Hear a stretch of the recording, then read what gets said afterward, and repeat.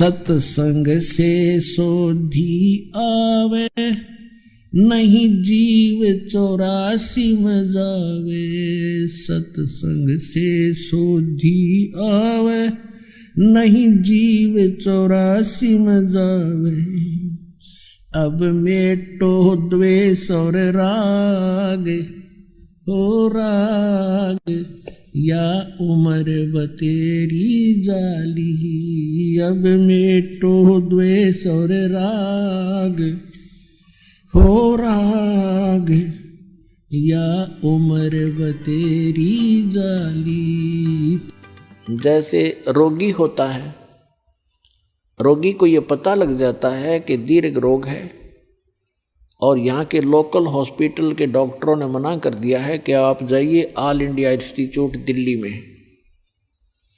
तो वहाँ जब ये डायरेक्शन मिलकर इंसान जाता है तो वहाँ चाहे प्रधानमंत्री हो और चाहे कोई फैक्ट्री मालिक हो, कितना उच्च पोस्ट प्राप्त व्यक्ति हो, उस समय उसको अपनी जान दिखाई देती है, अपनी पोस्ट पद दिखाई नहीं देता। डॉक्टर कहता लेट जाइए, वो तुरंत लेट जाता है। डॉक्टर कहता ये कपड़े निकाल दीजिए, तुरंत निकाल के रख देता है। उस समय उसके नखरे खत्म हो जाते हैं और तभी वो उपचार प्राप्त करता है। जब तक डॉक्टर के आज्ञा का पालन करता रहे, चाहे कुछ भी कहे वैसे ही, जहाँ लेटने को कहे वहीं लेटना पड़ेगा, जहाँ बैठने को कहेगा वह बैठना पड़ेगा, और कहेगा मुंह खोल सांस तेज ले, वो सारा कुछ करना पड़ेगा। तो तभी वो अपना उपचार करवा पाएगा। तो ठीक इसी प्रकार जब आप सतलोक आश्रम बरवाला की तरफ आवें, संत मिलन को चालिए तज माया अभिमान, और जो जो कदम आगे रखे ओ हे यज्ञ समान। तो आपको इतना पुण्य मिलता है यहाँ आने का। आप क्योंकि संत है नहीं पृथ्वी पर कोई, संत मिलन को चालिए, संत की तरफ चलने मात्र से इतना लाभ है, फिर यहाँ के किक लाभ होगा वो तो गिनती नहीं हो सकती। अब जब तक अभिमान है ये प्राणी उभर नहीं सकता। एक नित्यानंद नाम के संत हुए हैं, नित्यानंद नाम के। वैसे वो ब्राह्मण जाति में जन्मे थे, लगभग 250 वर्ष पूर्व की बात है। उनका घर का नाम था श्री नंदलाल, नंदलाल नाम था उनका। उनके माता पिता बचपन से ही मर गए थे, मृत्यु को प्राप्त हो गए थे। उनका पालन पोषण नाना नानी के घर हुआ था। उनके नाना जी जो थे, नंदलाल जी के नाना जी नारनौल के नवाब के यहाँ एक उच्च पोस्ट प्राप्त थे। और जब ये नंदलाल जी युवा हुए, ब्राह्मण कुल में थे ये, तो इनको भी वहाँ एक तहसीलदार की पोस्ट पर नियुक्त करवा दिया। नंदलाल जी तहसीलदार थे, घोड़ा इनको प्राप्त था, बन ठन कर चलते थे। उसमें जो तहसीलदार की वैल्यू जनता में होती थी, इज्जत होती थी, आज के तो मेरे ख्याल में मंत्री की बिना होगी। नंदलाल जी का विवाह हो गया था, संतान प्राप्ति अभी हुई नहीं थी। अब कहते हैं ना जाने कब भाग्य उदय हो जाता है प्राणी का। एक दिन नंदलाल जी अपने महल के, अपने मकान के छत पर, गर्मियों के समय में छत पर टहल रहा था। रात्रि में नींद आई नहीं और उसने क्या देखा कि कहीं थोड़ी सी दूरी पर रात्रि के समय किसी के घर पे कोई संत आए हुए हैं और परमात्मा की कथा सुना रहे हैं, सत्संग कर रहे हैं। अपन आत्माओं पिछले जब से होते हैं पूर्ण हंस मुराद, ये पिछले संस्कार होते हैं जो आदमी परमात्मा की तरफ आत्मा आकर्षित होती है। उसने सारी रात सत्संग सुना, नींद और खत्म होगी।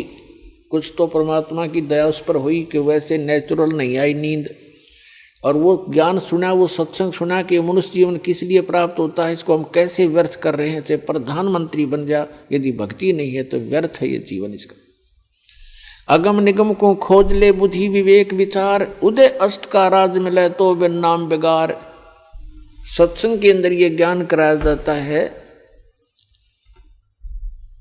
कि जैसे कोई भी राजा बना है तो अपने पुण्य कर्मों से बना है, और भक्ति नहीं करता वो प्राणी अपने पुण्यों को, जो पूर्व जन्म के संग्रहित पुण्य हैं, उसके भाग्य में डिपॉजिट करके भेज रखा भगवान ने। उनको नाश ही कर रहा है, उनको खर्च रहा है। वो अब भविष्य की कमाई नहीं कर रहा है, भविष्य के लिए कुछ आगे का डिपॉजिट नहीं कर पा रहा है, केवल खर्च ही कर रहा है। परमात्मा क्या बताते हैं? अगम निगम को खोज ले बुद्धि विवेक विचार, उदय अस्त का राज मिले तो बिन नाम बेगार। पुराने समय की बात है, अब बातें याद आती हो, पिछली कथाएं। एक 3 व्हीलर वाला था, बड़ा 3 व्हीलर जो पहले पेट्रोल के चले थे, हमारे गांव से और लाखन माजरा एक गांव है, वहां तक 3 व्हीलर चला करते थे 2। उनमें से एक नहीं आया। एक दिन दूसरे ने पूछा कि कल क्या कारण हुआ, पहुंचे नहीं। तो उस 3 व्हीलर वाले ने बताया कि कल मैं बेगार में फंस गया था। बेगार क्या होती थी कि पहले पुलिस वालों के पास ये मोटर गाड़ियां नहीं होती थी, वो किसी भी जीप वाले को या किसी टेम्पू वाले को, उस 3 व्हीलर वाले को या 4 व्हीलर वाले को सामने खड़ा कर लेते थे थाने का आगे। कहीं रेड मारनी हो, किसी प्रकार की कोई भी उन्होंने कहीं जाना होता था क्षेत्र में, तो उन्होंने पकड़ लिया पुलिस वालों ने, और सारा दिन उसको टिकन नहीं दिया। को 20 गांवों के अंदर पहुंचे, इधर उधर गए, और तेल भी उस 3 व्हीलर वाले ने अपने पल्ले से डलवाया, अपनी जेब से। तेल भी उसने अपनी जेब से डलवाया, और सारा दिन मनमाने 200 से 300 किलोमीटर का क्षेत्र तय कर दिया। आम आदमी तेनों दिखा दानो बड़ा स्पीड से चल रहा है, बड़ी कमाई कर रहा होगा, और कर रहा था अपने ही पल्ले से खर्च कर रहा था। तेल का भी कमाई तो थी नहीं उस दिन। तो उसको बिगाड़ बताते हैं। तो 3 व्हीलर वाले ने बताया कि मैं ऐसे ऐसे कल पुलिस का फंस गया था बिगाड़ में, और 200 रुपये का पेट्रोल अपनी जेब तक फूंक का आया, कल कुछ चवन्नी मिली नहीं। उस समय के 200 रुपये आज के 20,000 रुपये, इतना वो खर्च हुआ उसका। तो पुण्यात्माओं, जो आज कोई भी उच्च पोस्ट प्राप्त है, कोई डॉक्टर है, इंजीनियर है, चीफ इंजीनियर है, IPS है, IAS है, जज लगे हैं, मंत्री हैं, मुख्यमंत्री हैं, प्रधानमंत्री हैं, या MLA MP बने हैं, या अन्य कोई अच्छे व्यावसायिक व्यक्ति हैं, धनी हैं, तो वो क्या करते हैं? जैसे परमात्मा उनके लिए बताता है कि अगम निगम को खोज ले, भविष्य के बारे में कुछ सोच, और बुद्धि विवेक विचार, उदय अस्त का राज मिले तो वे नाम बिगाड़े। पूरी पृथ्वी का यदि राजा हो, और तो छोड़ो सारे छोटे मोटे शासकों को, कहते हैं पूरी पृथ्वी का राजा हो और उसके पास ये सत्य भक्ति ना हो, अब उसकी चहल पहल न देखे, तो आदमी ने सोचा इस जैसा सुखी नहीं रही तो बड़ा ठाठ कर रहा है। और ठाठ तो कर रहा है, लेकिन अपने जीवन को 12 बाट कर रहा है। पिछले जन्म के पुण्यों को अपने ही पल्ले से खर्च कर रहा हो चक्रवर्ती राजा बनकर, और भविष्य की कमाई उसकी बन नहीं रही, क्योंकि वो बेगार कर रहा है। बेगार तो बेगार वाले की इनकम नहीं होती, पर स्पीड पूरी होती है। राजा का पूछकर एक छोटी सी स्टेट के चीफ मिनिस्टर का शेड्यूल पूछ लो, दिन का कितना का होता है। 6 तो मीटिंग अटेंड करेगा, फिर कोई MLA भागने को हो रहा है, उसकी चिंता में टेंशन में फोन पर फोन करेगा, और फिर इसी व्यवस्था में पूर्व जन्म के पुण्यों को नाश करके और हाथ झाड़ कर चला जाता है। परमात्मा बताते हैं कि क्या मांगू कुछ थिर ना रहाई, और देखत नैन चला जग जाई, एक लख पूत सवा लख नाती, उस रावण के दीवान बाती। और कहते हैं कहे कबीर अंत की बारी, जैसे हाथ झाड़ कर चला जुआरी। ये प्राणी ऐसे जाता है जो सतभक्ति नहीं करता, केवल इस राजपाट या इस संसार के झूठे ठाठ को ही संग्रहित करने में लगा रहता है। जैसे जुए में हारा हुआ जुआरी हाथ मसलता जाता है, खाली हाथ जाता है, रोता पीटता जाता है। तो परमात्मा कहते हैं कहे कबीर अंत की बारी, जैसे हाथ झाड़ कर चला जुआरी। ऐसे जाओगे सतभक्ति नहीं करते तो। अब नित्यानंद जी अपने मकान की छत के ऊपर ये सब ज्ञान सुनकर विचलित हो गया, इतना प्रभावित हो गया, तड़फ उठी आत्मा कि क्या कर रहा हूं मैं, और करना क्या चाहिए था। कुछ ब्राह्मण घर में जन्म, ब्राह्मण लोग परमात्मा को अवश्य याद करते थे, चाहे गीता के माध्यम से, चाहे श्री कृष्ण जी के रूप में। लेकिन पोस्ट प्राप्त होने के बाद इस जीव में अभिमान हो जाता है। आज से लगभग 250 वर्ष पहले ब्राह्मणों की एक बहुत विशेष रिस्पेक्ट होती थी समाज के अंदर, और ये सर्वोच्च कास्ट मानी जाती थी।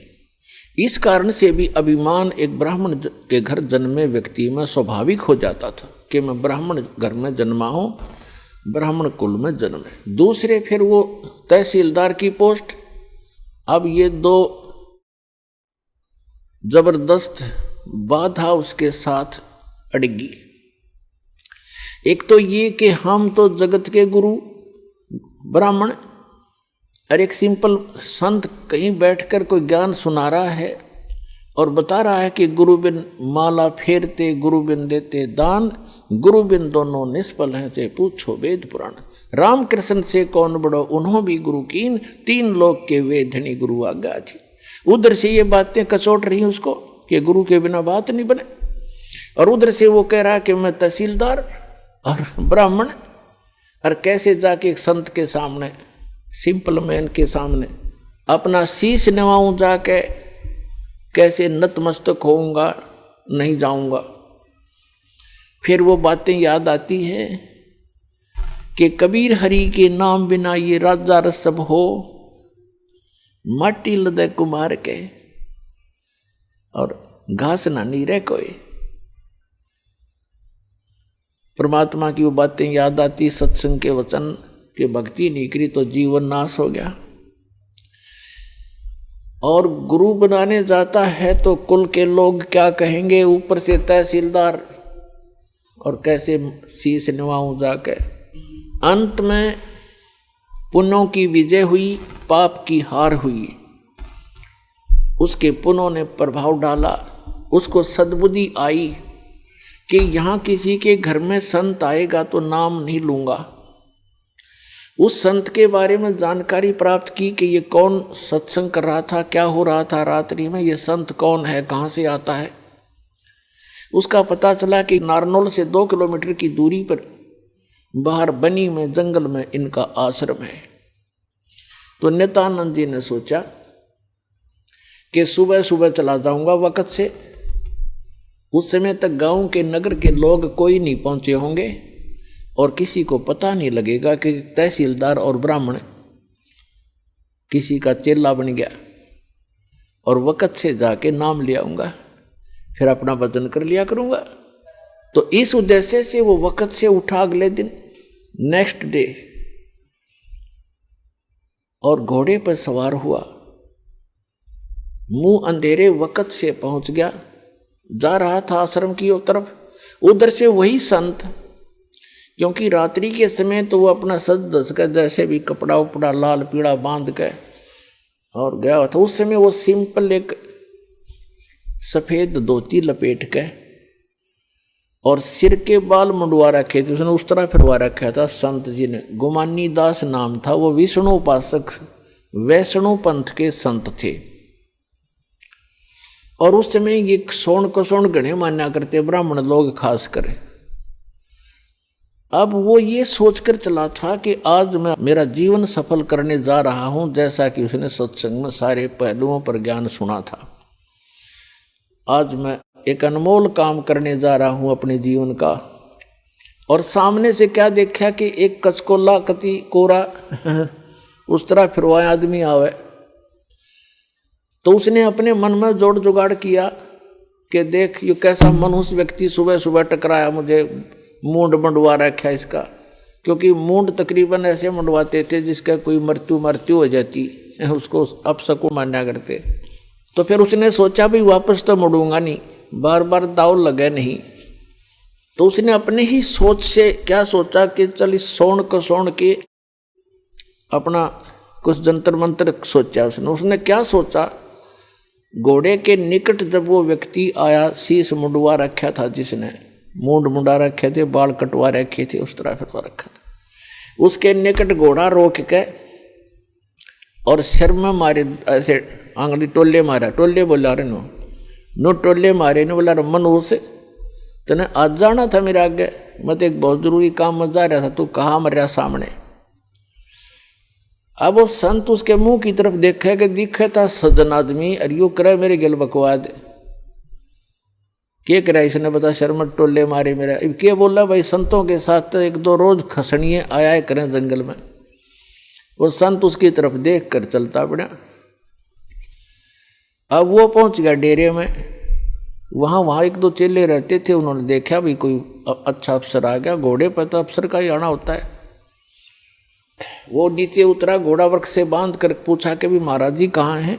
उन भक्तों ने कहा जी आ जाओ बैठो, वहाँ बिछा दिया जैसा भी बिछोना होता है आश्रम के अंदर, अभी आने वाले हैं, स्नान करके घूम फिर के आएंगे। अच्छा, वो बैठ गया। अब संत जी घूमने गए थे इस साइड से, आगे दूसरी साइड से घूम कर नहा धो के, और वो आकर बैठे, निवासन था सामने, और सामने वो बैठा नित्यानंद कति। अब उनकी हुई आंख चार दोनों की। संत ने देखा ये तो घोड़े वाला वो ही है भाई जो मेरा टोले मार के गया था सिर में।